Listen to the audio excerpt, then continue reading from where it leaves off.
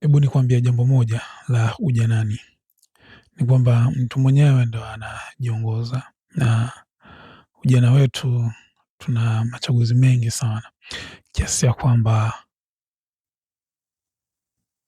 tunaingia kwenye vitu ambavyo vinatukosti, vinatugharimu kwa gharama kubwa sana. Vitu ambavyo tunavyovitenda, hivyo vitu tukijua hatutakiwi kuvitenda.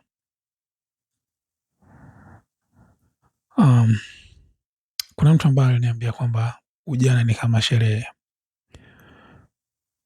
Waandaaji waliandaa mahali pazuri, wapikaji wakapika vyakula vizuri, lakini ni kwa mtu yeye binafsi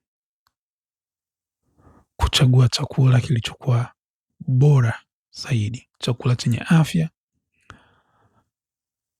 chakula chenye rutuba, ili kimfae kwenye maisha yake. Leo si mara ya kwanza kusikia kwamba ujana ni maji ya moto, lakini nataka nikwambia kwamba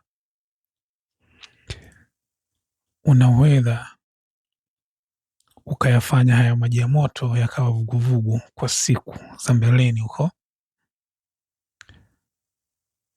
ikiwa tu ukifanya maamuzi yaliyokuwa bora, ikiwa tu hautoingia kwenye vitu visivyokuwa vya muhimu kwenye maisha yako. Asante sana ndugu yangu.